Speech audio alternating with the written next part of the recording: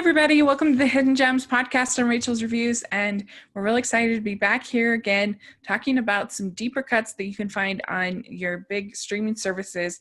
And this week we are talking about Hulu. It's probably long overdue to be talking about the streaming service Hulu, but I'm really excited to look into it. And I'm film critic Rachel Wagner, and Ryan is here. Hi, Rachel. Thank you so much for having me on. As always, it's always a pleasure to be with you. And before we get started, I should let everyone know if you all start to hear me coughing, I do not have COVID, I promise. Because despite the whole worldwide pandemic thing, it's apparently not enough to stop allergy season, which is currently what I'm going through right now. So just please be patient with me in that regard. And just to let you know, I don't have the virus. I just I just have pollen. Oh, well, it's bad that you have the allergies, but good that you're not, you don't have the coronavirus, so we can all be grateful. But yeah, there's nothing more terrifying than having, you feel like you have a cough coming on and you're in some kind of public situation. You're like, oh, sorry, I promise I don't have COVID. Yeah, it's like it's been like that in my office. I've been to or like to have to like smother it, and just because then my boss turn around and be like, what was that? And then just start down the old slippery slope. Yeah, well, hopefully you feel better that as things turn into fall, that with your allergies. But yeah, Because I love this time of year, minus the allergy crap. yeah. Well, so we haven't done Hulu until now, and I think it's probably my own fault because I see Hulu as more of a television destination than a movie destination, and we're more about movies here. We do occasionally mention a television show, and we'll talk about one today, or at least one today. And so it's not that we never talk about television, but it's just not the priority. It's more of about movies, and so I think that's why we hadn't done it yet. But I think we have some pretty good movies on our list. Yeah, I mean, I may be slightly biased, but I think I have a pretty good list. But looking at your list, I saw a couple of them and I was like, oh, I remember seeing that one. And then there was a recent one, which we'll certainly get into, which I've been fascinated about and just never got the chance to see. So I'll be looking forward to hearing what you have to say about it. Yeah, it's going to be fun. I'm really excited. And we don't have a combined review today like we've done the last couple of weeks, but there's, lots of interesting stuff going on at Hulu. I know a lot of my friends have been reviewing Love, Victor. I haven't gotten a chance to see it yet, and any of that show, but I really enjoy Love, Simon, so I've been curious about it. But yeah, we just have our 5 recommendations for Hulu. I did enjoy last year the show The Act, which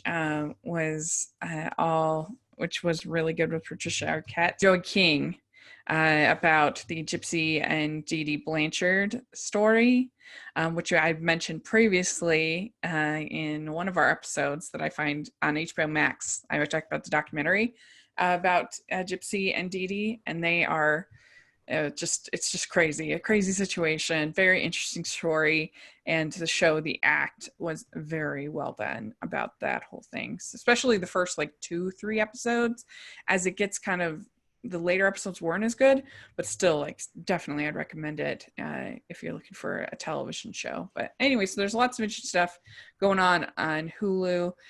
So what is your first recommendation? First choice, actually, before we do get into it, I wanted to throw out one more thing out there from Hulu that I guess you want to call it an honorable mention, but it's a mini series that was released in 2016 called 11/22/63. It's based on the book by Stephen King. It stars James Franco and Chris Cooper and Josh Duhamel. And it's pretty entertaining. It's about a guy who goes back in time to stop the Kennedy assassination. That's as far as I'll go, because with Stephen King stuff, it's best not to go into too many details. You just have to see it for yourself. But you had mentioned The Act, and so Yeah.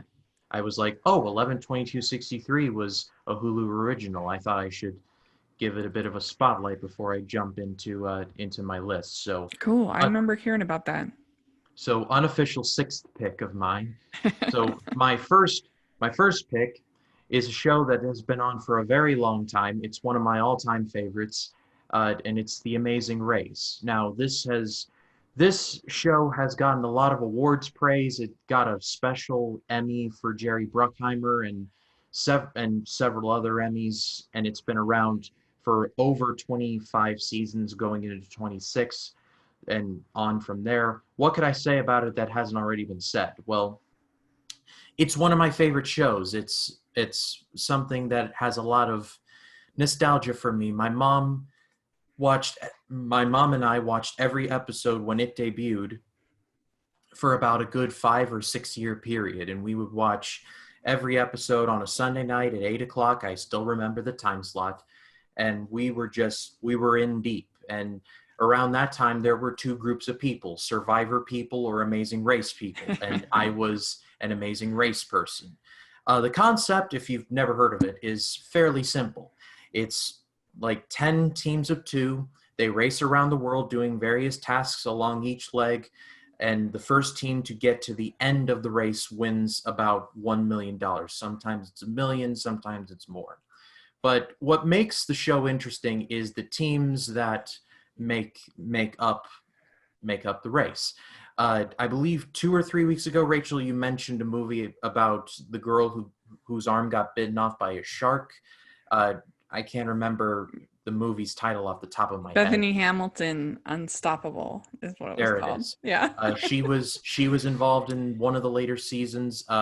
One of my personal favorite teams is a mother and a son, but the son is deaf, and so the entire race, the mom was just like, we gotta, and she was doing like American Sign Language, trying to help her son out. They appeared 3 times, and they were brought back for a redemption one and for an all-stars one, and I was rooting for them every single time. But with that said, though, Amazing Race has over 20 seasons. You can really start anywhere because it's not like a continuing narrative. Once one race ends, it's reset and another one begins. But if I had to recommend to you all a season to begin with, I would recommend season 7, because that season has the most hated team in Amazing Race history in it. And it's just, these two were they were from Massachusetts, and they were horrible people. These were the massholes. Like, forget about Bill Burr. These two were the massholes, to the point where on the final leg, the guy was like, my wife is pregnant, man. You got to let us ride in that taxi. And I'm like, she is nowhere pregnant. Like, dude, like, what are you doing? It was like they were just a truly hated team. And I won't go any further than that. But Amazing Race is just, it's one of those shows that it just gets better the more you think about it. It was definitely birthed in the reality TV phase of television, where everybody had a reality show, just like everybody nowadays has a podcast, it feels like. But it's definitely one of those shows that I just love, and it's just excellent. Yes, so I was definitely Team Survivor in that debate, but I did watch The Amazing Race for a long time. Once it moved to Fridays, I became less interested because I was just more busy on Fridays, but than on Sundays. But I still, enjoyed the show. I especially those early seasons when I feel like the players could have more autonomy in the early seasons as far as picking what flights they wanted to go on and other things like that. They could really make the race their own, as opposed to now where they really only have like one flight option. They have one, kind of a thing, and so it's not quite as unpredictable as you'd have people taking they show maps, and they show some people were connecting over here and other people were there, and all that stuff. That was a little bit more fun, but it's still a fun show, I have to say. So if you got on The Amazing Race, who would you want to race with? I think I would like to well, I have several choices. I think I'd like to race with you, number one. I like to race with my mom, because she's a big fan, even though she's like, no, I wouldn't get past the skydiving level. I'd still like to go with her anyway, just because she was a cop for over 2 decades, and so she doesn't screw around with anyone ever Yeah. over anything. I- And my buddy Phil, who may or may not be listening to this show, and he's one of my best friends. He's pretty. I don't want to say he's small, but he comes up to my shoulder height. But uh-huh. he's Italian, so like you don't mess with Italians. He'll Yeah. get the job done. That sounds good. Yeah, I would want to race with my dad. My dad is great with maps and great at finding directions, and he's really super athletic, and he's smart, and he would just be the perfect person for the Amazing Race. Yeah, and one more thing, if before we do move on, the Amazing Race has a lot of credit, at least for me. It gives me my first window into some other communities, like the LGBT community Mm, and other communities like that, because I believe it was season 3 or 4 that had a gay couple, 2 men who were married to each other, mm-hmm. win the race. And I cannot remember their names off the top of my head, but I think it may have been Chip and someone else. And I'm sorry if I'm forgetting their names off the top of Yeah. my head, but they were actually very entertaining, and I wanted them to win, and they did. And the show had a lot of just too many other colorful characters to mention. Like there were these 2 cowboys named Jet and Cord. I love those two. They had Yeah, they're fun. they had 2 Harlem Globetrotters on there, Flight Time and Big Easy, that I wanted them to win so bad, and they got eliminated, and and my little heart was crushed. Yeah. And like I said, I could talk about the Amazing Race for hours. Actually, I'm going to make a mental note on my channel that I'm going to make a vlog series about it and review every episode. Because if the pandemic shuts the whole thing down, which I hope it doesn't, but crazier things have happened, especially this year. But Mm-hmm. if that does happen, then I'm just going to start reviewing all the episodes and talk about my love for it. You certainly have plenty to talk about. It's been going on for so long. Over Uh, 20 seasons, I'll definitely not be running out of material. yeah, that's right. So very good. All right. Well, my first choice is a movie, and it is called No Strings Attached. And this was the same year that they had 2 movies that were about sort of, what do you call it, platonic relationships That also with had sex. with a sexual component. This is an And R-rated film. the other one, for the record, was called Friends with Benefits, starring Justin Yes. Timberlake and Mila Kunis. And I preferred this, and this is the one that I think didn't really do as well, but I think it's really funny. I love the script, and I think Natalie Portman and Ashton Kutcher have a nice chemistry, has a great supporting cast with people like Mindy Kaling and Greta Gerwig, and it's really funny. And I love like the fact that when he starts to get more desperate, and he makes her a period mix CD. Oh. Which I just think is like so classic of like the kind of thing that a guy thinks is like super like sensitive and everything, but like girls are just like, what are you doing? And so I thought that was hilarious. I don't know, I like it. It's definitely R-rated, it's definitely foul mouthed and everything, but I don't know, I think it's underrated. It's the thought that counts, am I right? Yeah. So No, anyway, yeah.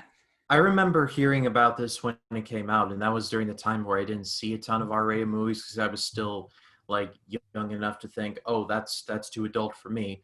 That didn't last very long, but I've always thought about seeing it, but now I really don't have much of I don't really have much of an excuse anymore, and I'll definitely at least take a look at it.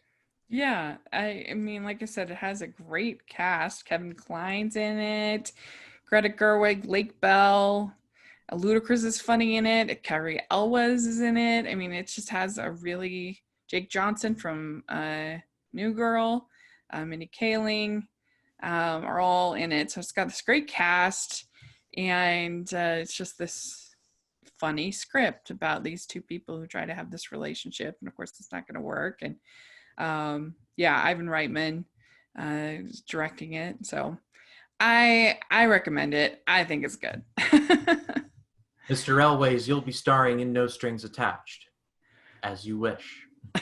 That's right. So what is your next pick? So my next pick is another one of my favorite TV shows of all time. It's one that I watched, like, similar to Avatar: The Last Airbender. I can speak words.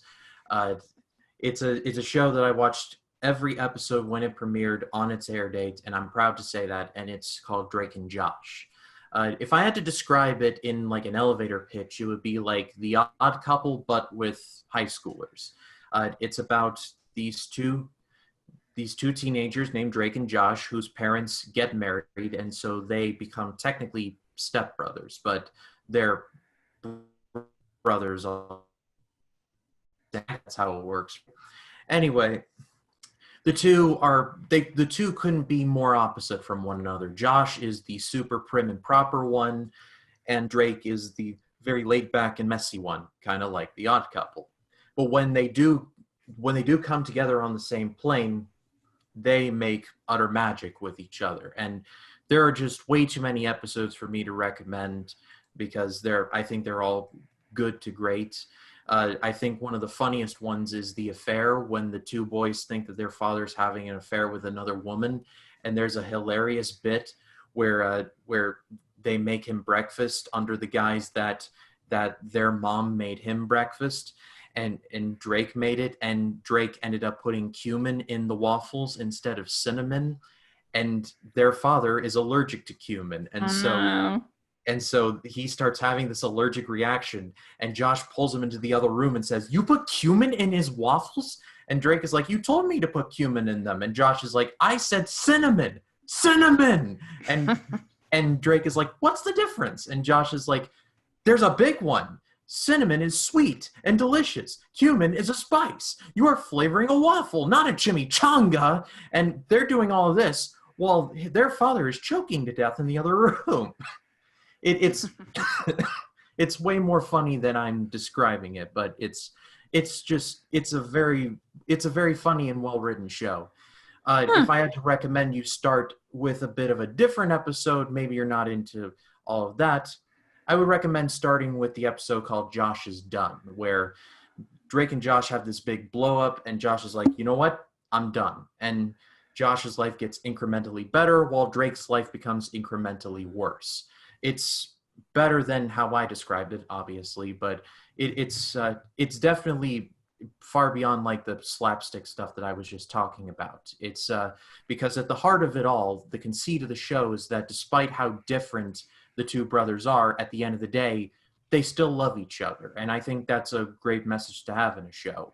I was very sad to hear that it got canceled, but it got a TV movie called Drake and Josh Go to Hollywood. And if we review something Nickelodeon related, then I'll definitely be recommending that. But we haven't crossed that bridge yet. But anyway, Drake and Josh, cool. It's a great show. Cool. I've never seen an episode. I think I've heard of it, but I haven't ever seen it. So that's interesting. Josh Peck has gone on to do some movies after it. He was in the remake of Red Dawn. He was in this underseen horror movie called ATM, which was good. Let's see. He was in an episode of The Big Bang Theory. So he's been here and there. Cool. Good. So I was going to do This Christmas as my second pick, but I think that I've already picked it. I'm pretty sure. I can't remember if I did Last Christmas or This Christmas. Both of them are excellent, and you should see both of them. But I can remember. So I'm going to change it up, my second pick, and this is quite the change, dramatic change. But I'm going to talk about the film, one of the best films from last year, that you can watch on Hulu. It's called Portrait of a Lady on Fire. And this is a film by director Celine Sciamma. And it is about two women in the 1700s. That one is a artist, and she is hired to paint a painting of a woman who is going to get sent to get married, and she has to send the painting to her betrothed. She doesn't want to get the photo because she doesn't want to get married, but they basically have to do it in order to survive. The family is in dire straits anyway, and they end up falling in love, and it is a beautiful, beautiful movie. It is an R-rated film. There's a fair amount of nudity, so it's definitely not for it's not family viewing, but if you're a mature adult, I think you can handle it. And it's a beautiful love story, and I thought the ending was really well done. Very, very tragic, but very at the same time it managed to be hopeful. And this is the last movie that I actually saw at the indie theater. It's still closed, the indie theater. This was the last movie that I saw. I had seen My Spy that day and at the screening, and I was just like, I don't want that My Spy to be the last movie that I've seen in the theaters before they close down. And so then I went and saw Portrait of a Lady on Fire, and then the next week it was all closed. Anyway, so I think that if you can handle more mature themes in a movie, then you should definitely watch it because it's beautiful. The music is so good, and so you check it out. Yeah, boy, talk about oil and water going from My Spy to Portrait of a Lady on Fire. That's right. Like apples and oranges doesn't quite say it. No, but I cover it all here at Racist Reviews, right? in all seriousness, though, this is one of those movies that I had heard nothing but amazing things about, but I didn't get anywhere close to me because my local theater that has now reopened, thank God, like I said, shows a lot of TCM Fathom events, which I love, operas. And because of this, a lot of smaller movies, well, we get the gold mine, but sometimes the indie movies end up getting the shaft and doesn't get shown around where I am an awful lot. And Portrait of a Lady on Fire was one of those ones that just definitely didn't come anywhere close to me. But now it is on Hulu, so I really don't have much of an excuse not to watch it anymore. That's right. You should definitely check it out. And it's also coming to Criterion, I think, soon, or it might have already come. So if people like to collect Criterions, that is an option as well. So what do you have next? So my next pick, we're going to be taking a hard left from a prestigious, art house film like Portrait of a Lady on Fire and turning into a movie that I affectionately call Stoner Jason Bourne. It's called American Ultra. It stars Jesse Eisenberg, Kristen Stewart, John Leguizamo, and a bunch of others. And it tells the story of a normal guy played by Jesse Eisenberg who works at a convenience store. He has a girlfriend played by Kristen Stewart. Pretty normal life, he smokes a little weed every now and again. He lives day to day, doesn't bother anybody. And there it is. But then one night when he's working at his convenience store with just a spoon and a couple of noodles, he kills a couple of random dudes, and he starts to piece together that he's actually a super spy, and a pretty good one at that. The screenplay for this movie was written by Max Landis, and I know that he's a very controversial figure, especially nowadays, but I believe this and Chronicle are the best movies that he's ever going to make. I'm not going to sit here and pretend that American Ultra is like the pinnacle of cinema, because it's not. It's in the same class as like Harold and Kumar Go to White Castle. It's stoner movies, but they're made far better than they had any right to be. This was one of the first movies I recognized, hey, Kristen Stewart is actually good at what she does, and she goes beyond like, no one has ever loved anyone more than I love you. And just like, she's actually good at her job. And there's a lot of well-filmed action in here. There's a lot of good jokes in here.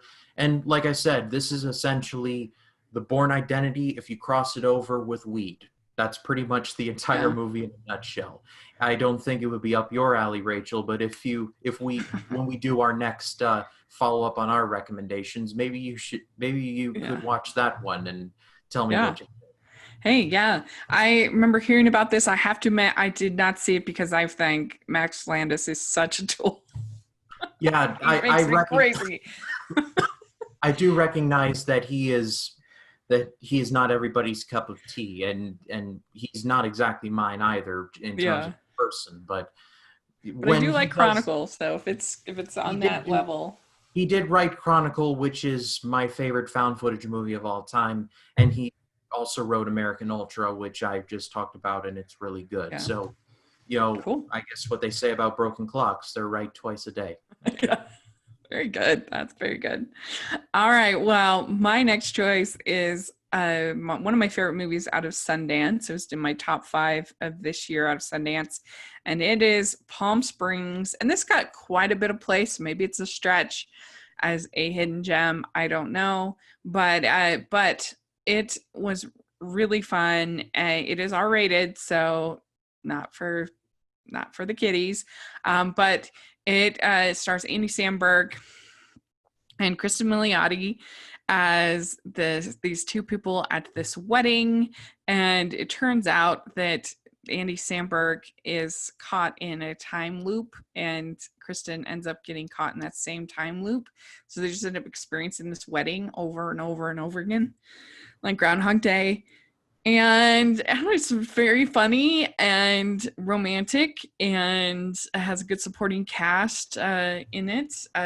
The J.K. Simmons is in it. He's like this bitter guy who also got stuck in the time loop. It has Peter Gallagher as her dad. Meredith Hagner, for Hallmark fans will recognize, is in this as his Andy's girlfriend. Camila Mendes is in it. Tyler Hoechlin from Supergirl and everything. He's in it. So it has a good cast. June Squibb is their grandma. She's funny. So it's just and it has like enough insight about life and goals and what is a fulfilling life if you're just doing the same thing over and over and over again. And it has that Groundhog Day kind of premise, but I think because it's about a relationship, it's a little bit different.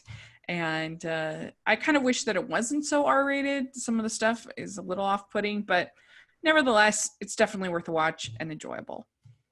J.K. Simmons playing a bitter old man. I am shocked. No, I'm kidding. Yeah. No, this is a movie that I had heard about, and I won't lie, I'm not a humongous Andy Samberg fan.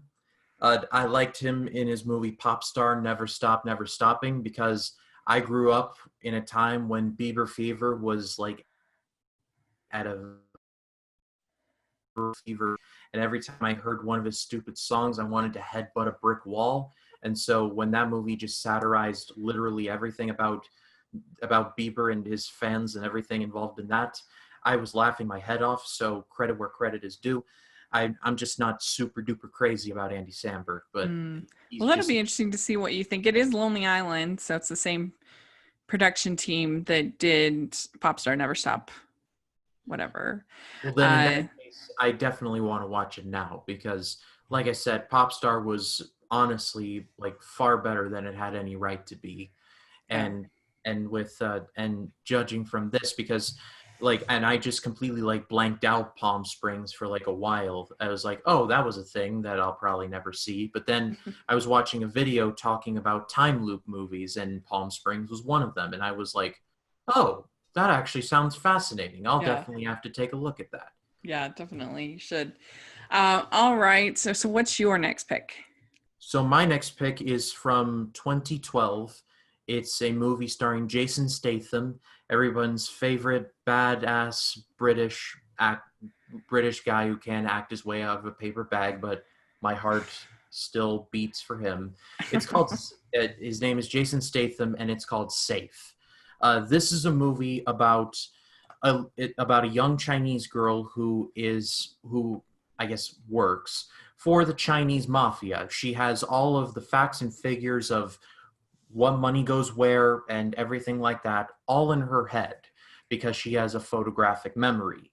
And she ends up running away from the mafia. And so the mafia and mafia, other gangs, and every corrupt cop in the city are looking for this little girl. And Jason Statham's character, just going home just from his normal everyday job, discovers her and finds out real quickly what's going on and decides to protect her because he has a pretty violent past. It's kind of, in with the power of hindsight, it kind of reminds you a lot of Logan in that a really tortured guy helps a talented little girl get from point A to point B. But Safe is honestly very underrated. It's got good action in there. The story is very easy to understand. It's not trying to be like this grand action movie or say this profound statement. It is what it is, in that it's about Jason Statham protecting a little girl from people who desperately want to kill her, because if she gets into the hands of the right cops or someone else important, then she could tear down the house of cards of the mafia and of just all of their business dealings. So it's definitely very much by the book, but when I saw that, I said, wow, that was like 1,000 times better than it had any right to be. Interesting. I don't know a whole lot about this. This one I haven't heard of a whole lot. So that's interesting. Would you say it's more of like an action kind of movie? Yes, for Yeah. sure. Yeah.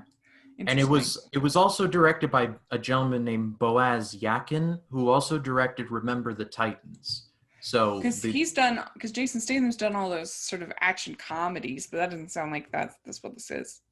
this Just is straight. along the lines of like a transporter more than Okay. Yeah.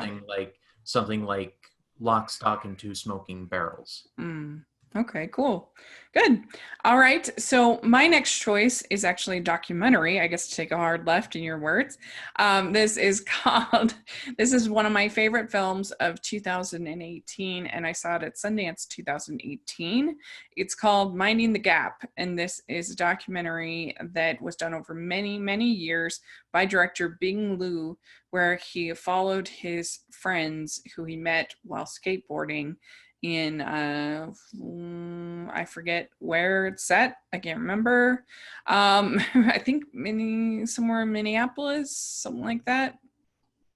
Anyway, and so he follows them for multiple years, and I don't know how he had like the foreknowledge as a teenager to start videotaping his friends and interviewing them like on a regular basis. It's pretty amazing, and you see the growth of these young men from when they're young all the way until they're starting to have families, and it's not really about skateboarding, although there is quite a bit of skateboarding, but it's a lot of it is about them and their mothers and how they sometimes dealt with the imperfections of their mothers and how they were able to forgive their mothers, and also sort of if they didn't have fathers and how that affected. It's almost more about that than it is about young men growing up today without and their mothers than it is more about skateboarding, although it does have lots of skateboarding in it. So I really thought it was tremendous, and you really get to know these characters, these young men as real characters, and you feel like you have kind of grown up with them by the time you finish the movie, and including one of the most touching parts is being his interviews with his mother. They're very raw and very moving. So yeah, I think that everybody should watch it. It's really good. Have you heard of Yeah, this? I've no, I've never heard of it, but I've always been fascinated by skateboarding and like skateboarding related stuff. Like I've watched too many videos of just random people skateboarding on YouTube. Like they'll be like doing like freestyles on like ramps or skateboard parks or verts or stuff like that. I used to watch the X Games a lot, and Mm-hmm. so I have a lot of Oh memories with yeah. that. I tried skateboarding myself and failed miserably. So it's like it's like the quote from Uncle Drew. Like I loved to paraphrase from that. I loved skateboarding, but skateboarding hated me. But Right. I've always loved movies with skateboarding in it, like the movie Mid '90s, which Jonah Hill directed, which Mm-hmm. I would have thought would have gotten more attention than it did, even though it was picked up by A24. And I thought the movie was really good, and it Mm-hmm. just kind of went nowhere after that. But yeah, I'll definitely be checking out Minding the Gap because Yeah. it seems like something that I just be over the moon for. Oh, you'll love it. It's, I mean, and it's just amazing. Like I said, that he had the foresight as a teenager to start doing interviews and talking to his friends. And there's particular his friend Zach has quite the transformation from the start to the end. But yeah, I don't know. It's just amazing that he thought and that he saved it all, and that for 10 years, that he did all this videography is really is Yeah, really pretty incredible. it's like Boyhood with skaters, skater That's boys. right. Yeah, yeah. But yeah, real, not fiction like Boyhood. So what's your next pick? So my final pick, and this may be walking a bit of a tightrope in terms of a hidden gem because similar to Starship Troopers, it has gotten a bigger following and has gotten better with time, but I felt like I should talk about it. It's called Demolition Man.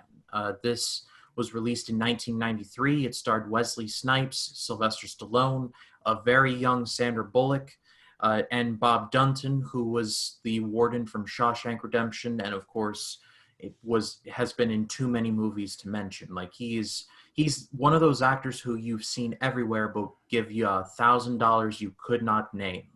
Just one of those guys that's been everywhere, but you're like, wait, he was in that one thing, but I can't remember. But anyway, Demolition Man is essentially about these is about a cop named named John Spartan, who's played by Sylvester Stallone, and a criminal he's after named Simon Phoenix, played by Snipes.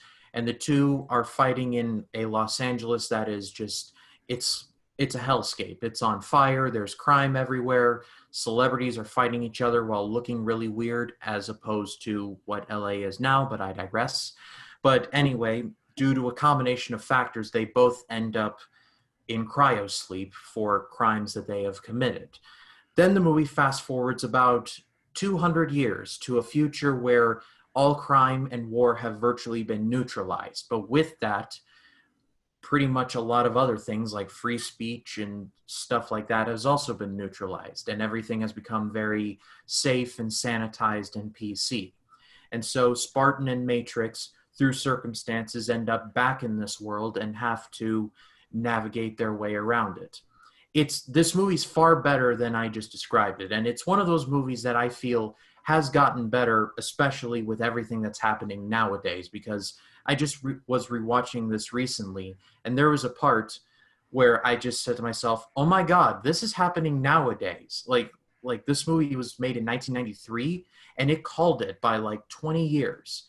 And I think essays could be made about how Nostradamus like this movie was, like in many ways. Like even in just in little details, like considering that Donald Trump is our president now, in this movie Arnold Schwarzenegger is the president. And it just other little things. And there was a franchise wars where Taco Bell eventually went out. And there's these little details that you were just like, wow, like you would never think, oh, that could never happen until it does. And scary, but also kind of funny all at the same time. It's a bag of emotions. But to put the period at the end of the sentence, Demolition Man was initially received as kind of a dumb movie featuring Sylvester Stallone and Wesley Snipes, like added to the pile. But I think it has gotten far better now, just due to everything that's happening in the world right now. It has gotten so much better with time. That sounds really interesting. I've heard about this movie and I heard about the Taco Bell thing, but I actually haven't never seen it. So that'll be an interesting one maybe for my follow up, for a follow up episode. I would So, love to hear what you have to say about it mm, because this, like I said, this it has Stallone and Snipes in it, but also an incredibly young Sandra Bullock. I mean, and Sandra Bullock right, yeah, do love Sandra. much bigger things than that, but just to see her just as this really younger looking woman is it's really fascinating. Yeah. Well, my last pick is called Love and Mercy. And Love and Mercy is a biopic about Brian Wilson. But there's a lot of complaints about biopics that they're stale, they're boring, nobody ever tries anything different. And I think if you are in that camp and you feel that way, then I think Love and Mercy might be for you. It's one that actually really tried to do something different instead of a traditional kind of biopic about Brian Wilson and his highs and lows and drug, addiction and all that stuff like that with the Beach Boys. It splits it up. It tells two different stories. One is his story of writing Pet Sounds, which was one of their most respected and beloved albums. And he wrote it under in like a week's time, and you have Paul Dano who's playing Brian Wilson as the young person, and it really does such a good job of showing that creative enterprise and how he's just so inspired to write the music. It almost reminds me a little bit of Amadeus, and how Mozart in that movie, how he sees each note in such a way. And it's the same here, the way that it's just like this physical, all-encompassing process of creativity. And then you have at the same time going on, you have John Cusack playing older Brian Williams with Brian Wilson. Sorry, Brian Wilson. You have John Cusack playing older Brian Wilson, and he's being kind of manipulated and controlled by this manager, played by Paul Giamatti, who's really scary, and Elizabeth Banks is his wife, and he is just super manipulative, and this is all based on true story. And the movie does, if I'm honest, does suffer a little bit in kind of going back and forth, like it's a little jarring because there's such different stories. And also, and I think you can't help but kind of prefer one over the other. And I personally prefer the younger story over the older story, but nevertheless, I respect the fact that they really tried to do something different. And I think the performances are really excellent by both Dano and Cusack. And it's definitely one that I don't think enough people saw. And just for the creativity alone, I think it's worth it to see, okay, we can try other things for a biopic.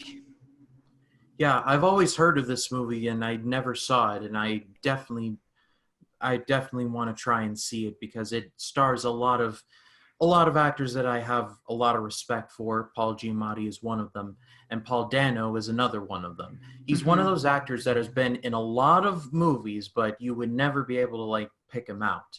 Like he was Paul Sunday in There Will Be Blood, which he was incredible in. He was Dwayne in Little Miss Sunshine, which Little Miss Sunshine is just a brilliant movie in my opinion. He was in Prisoners from Denis Villeneuve. Man, that movie Yeah. is all kinds of disturbing. It's very well made, but man, it'll make you want to cry yourself to sleep once you're done watching it. I mean, Paul Uh, Dano, he has a great agent, I think, because yeah, I think he's perfectly good as an actor, but I don't think he's like amazing. But he gets so many great parts, and yeah, and he's in so many great films. he's going to be the Riddler. Yeah. So, Paul, in case you're listening to this, give your agent a raise. Yeah.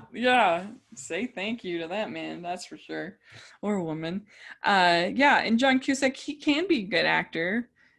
He's he went through kind of a lazy phase for a while, felt like, or he's just kind of, I don't know, like 2012 and kind of that there was a period where it just seemed like it wasn't great, but he can be good, and I would say this is one that is good. He does a good job. even though I preferred the younger part over the older part.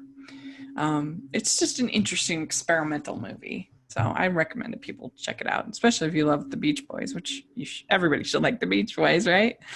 Yeah, So, and by the way, to all of you, if any of you are Beach Boys fans out there, I do recommend that you listen to the album The Beach Boys with the Royal Philharmonic Orchestra. oh, They set several of their songs along with the Royal Philharmonic Orchestra. You will cool. never listen to Good Vibration, Wood Beans, or California Girls, or Coco the same way ever again. It's like they took those songs and then just upped them by like 50. It's unbelievable stuff. That's cool. Well, very good. Well, this was, I think, a very solid group of 10 movies. So let us know what you think of these movies. Do you think that they are, in fact, hidden gems? What have you been enjoying on Hulu? Give us some recommendations. We'd love to hear your thoughts. And Ryan, where can people find you? They can find me on Facebook, Twitter, Instagram, and Letterboxd at RyanCam20. Also, my YouTube channel, Ryan Cam's Movie Reviews. There's going to be a lot of content going up there for the rest of the year. I've got a rough map of things laid out to what I'm going to be doing for the rest of the year. The AFI project is going to be going full steam ahead now that my Nolan month is out of the way. Today is a Monday. We're recording this on a Monday, which means that my episode on the Treasure of the Sierra Madre has just dropped and is now live. On Wednesday, I'm going to be dropping the episode for Dr. Strangelove, and then on Friday is going to be The Sound of Music. And then I've got, these are just like the next ones coming up. King Kong, Bonnie and Clyde, Midnight Cowboy, The Philadelphia Story, Shane, and It Happened One Night. So that's all coming up in just the next week or two. And then also in October, I've got my big Halloween themed series planned that I just started recording for, and is going to be very prevalent throughout October. So if you haven't subscribed, now's as good a time as any. Yeah, definitely. Everybody, please subscribe. You won't regret it. Some really good stuff, some classic films coming up. And you can find me at Rachel's Reviews, all of our social media, iTunes, YouTube, and on Rotten Tomatoes. And got tons of content coming as far as reviews and episodes and other fun stuff. You can make sure to check out the Hallmarkies podcast. We're gearing up, getting ready for Christmas coverage, so you're definitely going to want to be following us there. Going to have a lot of coverage there, and so lots of good stuff going on. And thanks so much, and we'll talk to y'all later. Bye, everyone. Bye.